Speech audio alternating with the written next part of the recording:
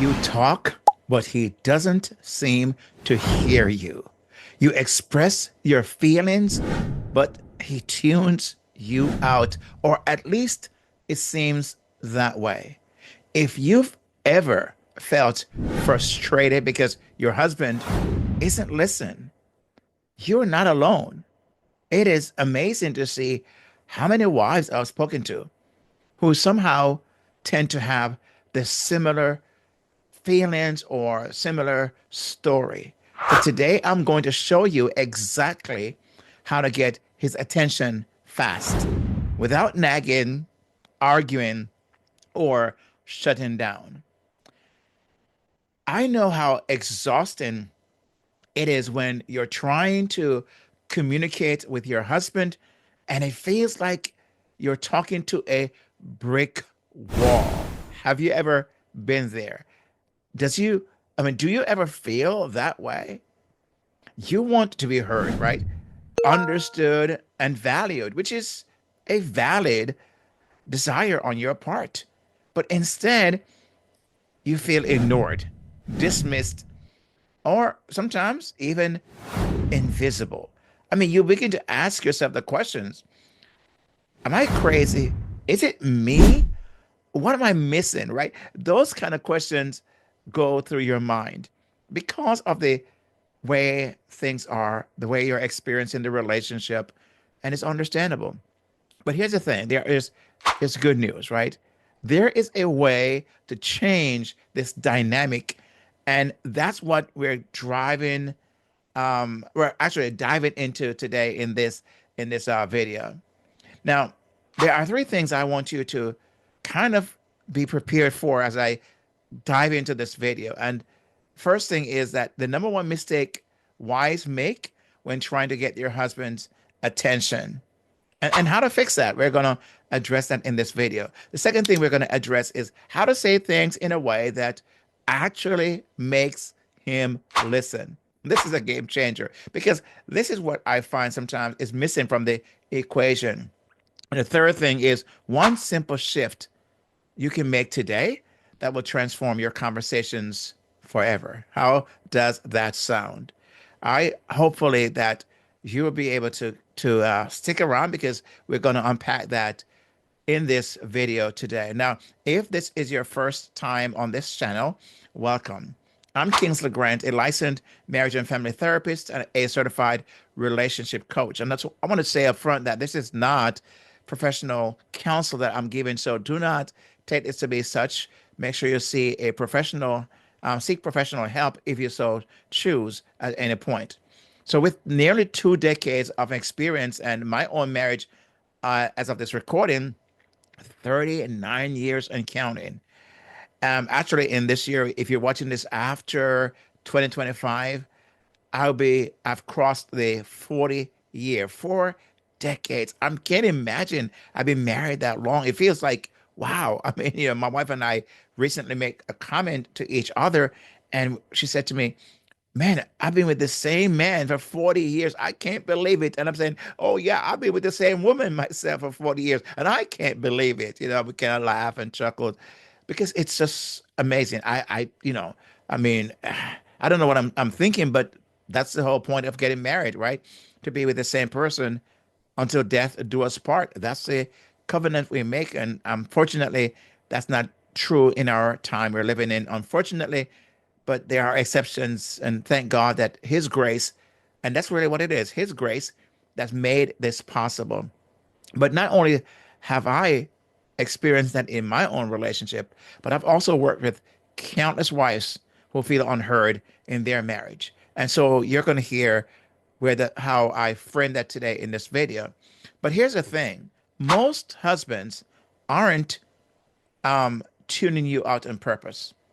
Of course, there's always exceptions to everything I say, but for the most part, what I have come across that many husbands, when I talk with them or if they should be in the presence of their wife, and I ask this question, he will, vehemently, kind of hard, and say, "No, that's not true." He would defend that position that he's not trying to tune her out. And she would admit that, okay, it feels that way. It's not that he is intentionally doing those things, right? So for the most part, most husbands isn't about doing that. They're not ill will in their intentions. And but there's a reason he's not listening or seemingly that way. And today I'll help you uncover it, right? So at the end of this video, I have a free gift for you that you're going to get as a guide, 5 proven steps to a happier marriage. And you could fast forward if you so choose and get that now. But trust me, what I'm about to share with in this video will make you appreciate that guide even more as you stick all the way through. Now, at any point as you're listening, make sure you hit that thumbs up button. And if you've not yet subscribed to the channel, please make sure you do so even right now. I truly would appreciate that. The algorithms would appreciate that. And others who have not yet found this video would truly appreciate that and say thank you. Now, here's a problem. You feel ignored.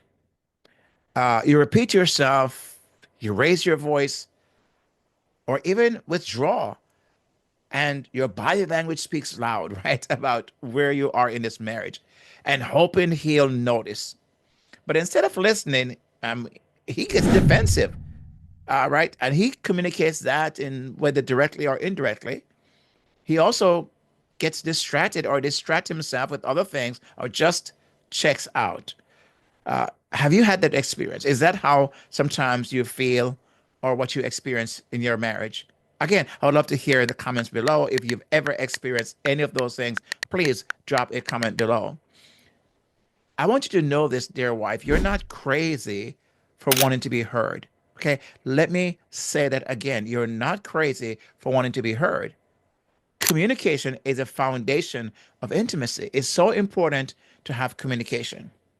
When your husband isn't listening, it feels like he doesn't care, right? But what if I told you that's not actually what's happening? Yeah, that's actually not what's happening for the most part, for the most part. So I want to kind of shift to what I believe how you can actually get the change you're looking for, get your husband to behave differently or to act differently.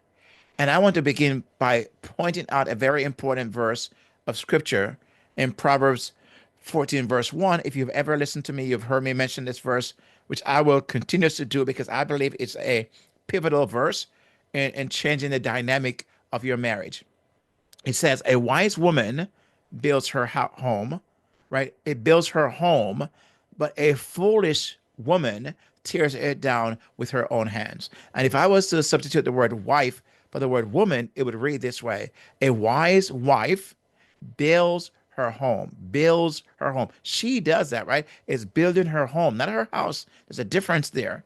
You know, someone said, I've heard the late Miles Monroe, you don't have to know who he is, but you can always look him up if you so choose. But he's a very deep thinker. And he said, you give a woman a house and she turns it into a home. I mean, that's true so far. I find that to be so true, right? And as a wise woman who builds her home, but a foolish wife, she tears it down with her own hands. And it's just a way she go about doing things. You may have heard this, right? That says it's not it's not what you say, but what? It's how you say it. Have you heard that before? Well, my counter to that is not fully true. I believe it's both. It's both what you say and how you say what you say. Because if that's not true, then a person may say whatever they want to say, however painful, and will say, it's not what I say, because they will point to how they said it. Well, are you saying that how you say it takes away from the what? No, they're both important. So I think they matter, what you say and how you say it, right? So it's very important in that regards. And so sometimes as a wife, the foolish wife, her words, her timing, um, her throwing her husband under the bus or um, putting him out there, embarrassing him, that's tearing down her home, her relationship with her own hands. And sometimes she does not realize that because she's so trying to get his attention and hopefully spark something. And she believes if she tried different ways like that, she's going to get him to do what she wants him to do. I've seen, you know, a wife, I mean, on many occasions, but I've literally seen and heard myself, a wife that comes to my mind who will derive her husband. She will reprimand him and act, she's kind of jokingly saying it, but he doesn't think that way because she's saying things because other people are around, and hopefully that will influence him to do different things. And he's embarrassed, and he's just actually, you could tell his body language that he does not appreciate that. She's trying to get him to do some things that she feels she can't get him to do when she's by him with him alone. And so she uses a public sphere, but that doesn't work. It only makes matters worse. But I want to say to you, dear wife, you have more influence than you think. The way you approach conversations can either open his ears or shut them completely. And that's why inside the Happier Marriage by Design Bootcamp, I teach wives like yourself exactly how to shift their communication so their husband naturally wants to listen and engage more. Imagine that. And that's only one part of the other things I teach. So imagine if you had all of those, what difference that would make. And you can find that. I'll have the link in the description that follows this video, how you can actually get on a waiting list for this boot camp. Now, before I share with you, um, about how to then figure out how to do this differently, if you haven't subscribed, as I mentioned earlier, do that now, right? And if what I'm sharing makes sense, hey, smash that thumbs up button. It helps more wives get the help they need. Now, there is a way that some wives approach trying to get her husband's attention. And, the Bible in Proverbs says something very interesting. It says, there is a way that seems right to a man or a woman, but it leads to death. In the end, it leads to death. So it seems right sometimes to a wife what she's trying to do in getting her husband to change, but it leads to the death of the marriage or the relationship. It seems right. And so I call that the old way. And it's of trying to get his attention, nagging, right? Arguing, trying to out shout him, withdrawing. Those things only pushes him further away. Have you found that to be true? Now, the fastest and most impactful way then to do this and to rekindle love, better understand your husband, connecting with him, and deepen your intimacy is by embracing the mind of Christ. That is the game changer, embracing the mind of Christ. And when I do mention this, sometimes people ask, what is the mind of Christ? Well, there are so many nuances to that. There's so many things I can unpack. Of course, this video will be a very long video, and I don't intend it to be that way. But in the Happier Marriage by Design Bootcamp, that's where I unpack a lot more of that. And so if you're interested, again, get on the wait list for that. Philippians 2, verse 5 reminds us, in your relationship, it says, in your relationship with one another, have the same mindset as Christ Jesus. Wow. Imagine that. Have the same mindset as Christ Jesus, because that's a game changer. When you shift how you approach your husband, everything changes. But it takes the mindset of Christ, the mind of Christ. And I keep on drilling that home because it is where the change occurs. Um, so again, go back to the old way, raising your voice, shutting down, or complaining, nagging. It only leads your husband, to be defensive or to disconnect even further. So this new way, as I just mentioned, using the mind of Christ as the lens or the filter, it allows you to speak in a way that draws him in, using timing, tone, and appreciation, right? The appreciative statements that I also teach there as well to get real engagement. It's very important that how you say things, right? And how you lead things matters. So this shift is one of the pillars that I mentioned teaching in the boot camp, and we go deeper in how to truly connect with your husband in a way that lasts. But that is really the key to that. Now you might be thinking, why do I have to change? Shouldn't he just listen? I get it. But if what you've been doing hasn't worked, isn't it worth trying something new? Something that actually gets results, right? You've heard this before. To keep on doing the same thing you've always done, expecting a difference, it's called insanity. It won't work, right? If nothing changes, nothing changes. So if you keep communicating the same way, nothing will change. The distance will grow. Well, let me say this: the change will be the distance will grow wider, frustration will build, and eventually you'll stop trying altogether. That's how intimacy slowly dies. In the boot camp, I talk about the intimacy bridge, how to get from where you are to where you want to go, and there are three ways to do that. And I cover that in that boot camp about the intimacy bridge that truly gets you to a new experience in your relationship. So maybe this is how you saw communication, how you're doing it is how you saw it growing up, right? Maybe you caught that in that relationship with your mom and dad and significant relationships, and so you may have heard loud arguments or silent treatments, and then you find yourself behaving the same way your mom or your dad did, and here you are thinking, "Man, I didn't want to become like my mom, and guess what? I'm becoming like my mom."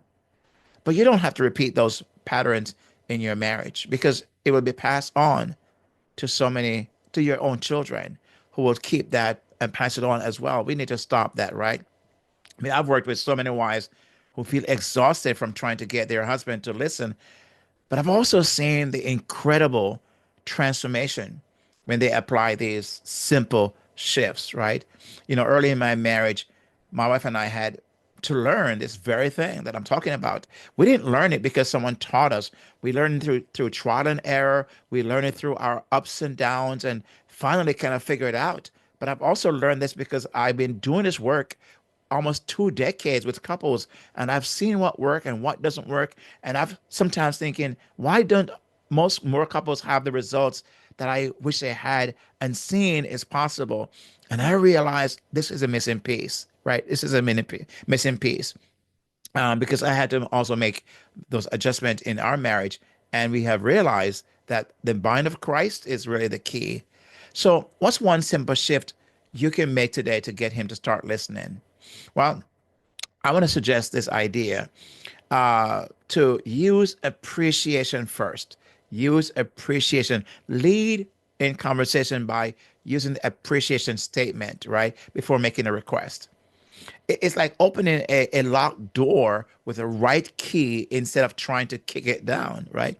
When you lead with appreciation, it's a key that opens the door, and your husband is more receptive to hearing what comes next. One of the wives that I have worked with, she decided to try because her thing was, it can't hurt. What I've tried hasn't worked.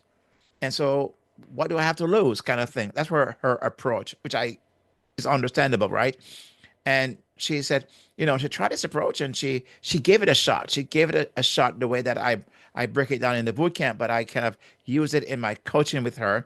And she gave it a shot. And to her surprise, within almost a week or so, she began to see some change. She said her husband started asking about her day, engaging her instead of just nodding along. He began to engage in conversation. He felt like he could speak to her without somehow fearing what might come his way. Small shift, huge result, right? So this isn't just about getting him to listen, though. It's about restoring warmth and connection in your marriage. That's the power of one action. So here are some things I want to have as some key takeaways that I really want you to kind of hone in on. And that is number one, changing how you speak to him makes all the difference. Number two, appreciation before request increases engagement. And number three, let me spin my finger. Number three, your tone, timing, and approach matters more than you think. Does matters more than you think. And I want you to know this, dear wife, you're not alone in this. Many wives have been where you are and have turned things around. And so one of the things I mentioned earlier that could help in this regard is the guide that I have made is available to you. And so if you go to buildyourhappiermarriage.com, buildyourhappiermarriage.com/guide, you can get that and use to help you um, to actually get more of what we're talking about today in that guide. And remember Psalm 127, verse 1, unless the Lord builds a house, the builders labor in vain. So make sure that you are allowing God to help you with this grace and wisdom and in prayer to build your house so you don't end up tearing your house down because you are the wise wife and not the foolish one. Okay, so with that said, I want to say thank you for watching, and I want you to watch this other video you see right here and share this one as well as this one here with at least one other person. So God bless you and keep you as you build a marriage filled with love and connection. And I'll see you on the next video. God bless. Peace out.